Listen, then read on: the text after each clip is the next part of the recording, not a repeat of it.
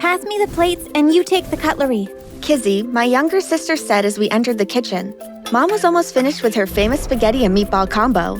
Dad was on a business trip and wouldn't be back in 3 months. He had opened another branch of his business in another country, and he was overseeing that everything was finalized with his new location before coming home.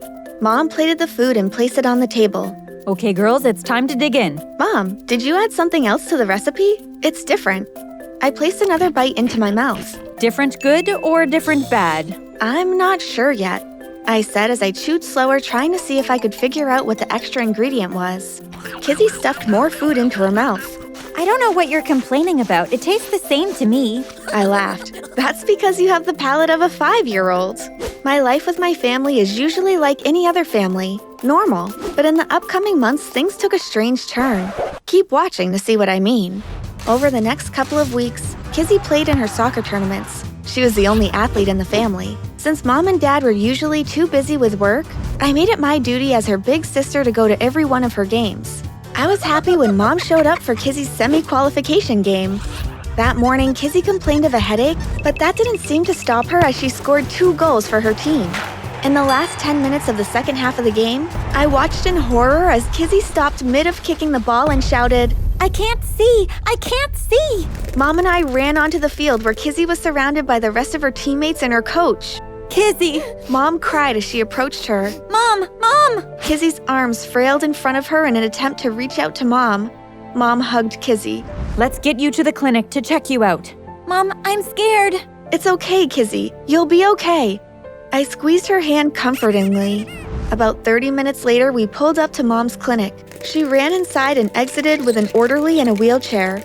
Mom helped Kizzy into the chair and told the orderly which room to set her up in. I held Kizzy's hand as Mom ran numerous tests on Kizzy. After all the tests, Mom sat down with Kizzy, a look of confusion on her face. I just can't understand what could be the cause of this.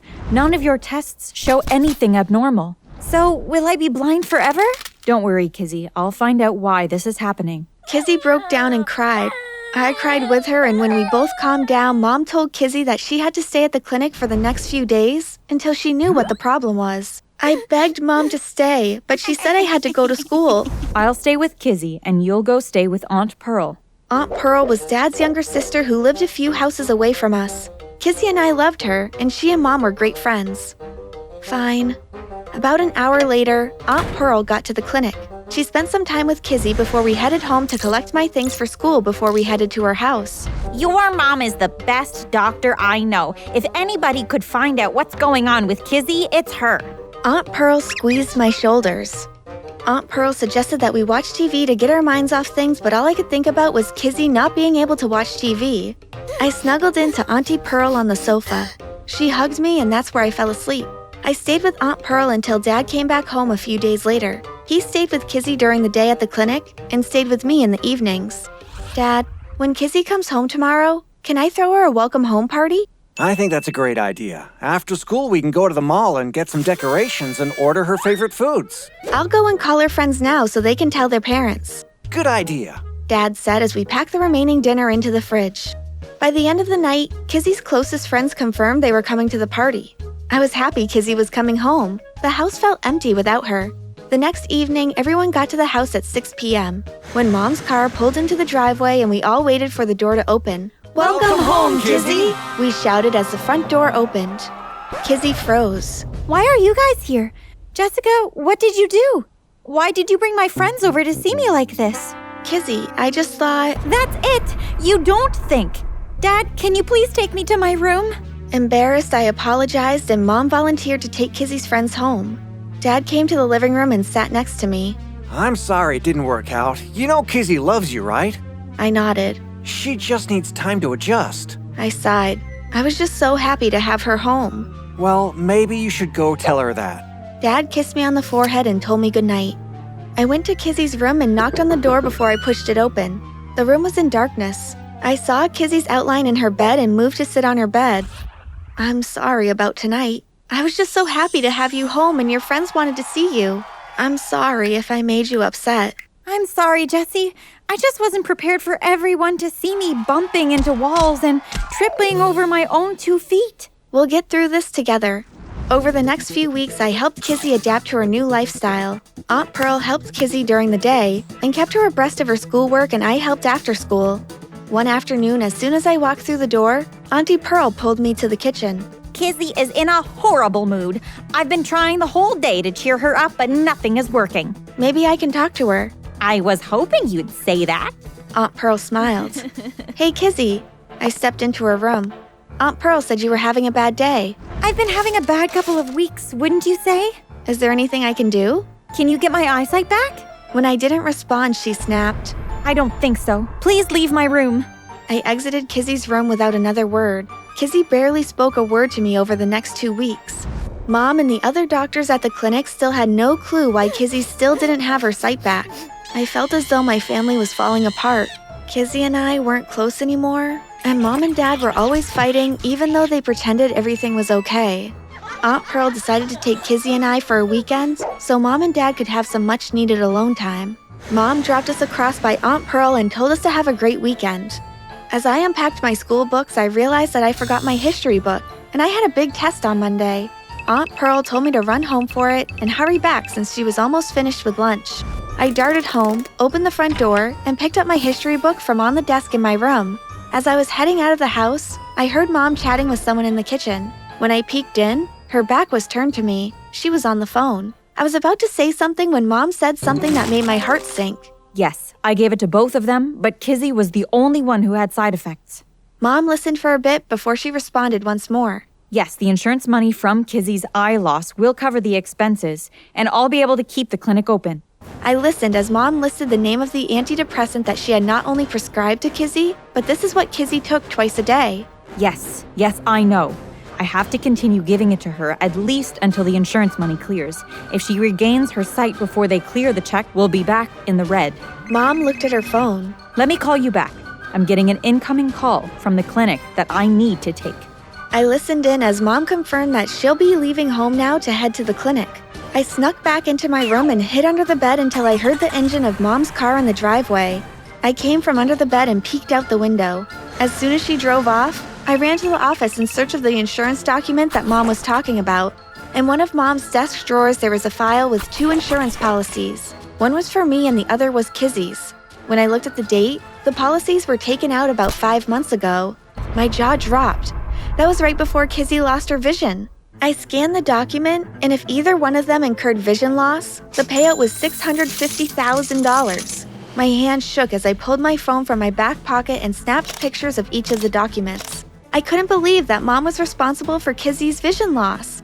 As soon as I took the pictures, I placed the documents back in the file and returned them to the drawer. I ran all the way back to Aunt Pearl's house.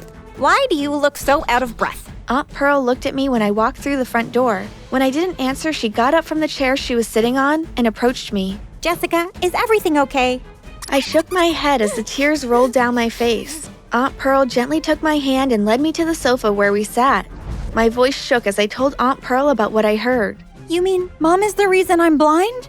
Aunt Pearl and I spun our heads in the direction of Kizzy's broken voice. Aunt Pearl helped Kizzy sit on the spade next to me. I can't believe my own mother would do this to me. Aunt Pearl comforted Kizzy with one hand while she looked at the pictures I took on my phone with the other.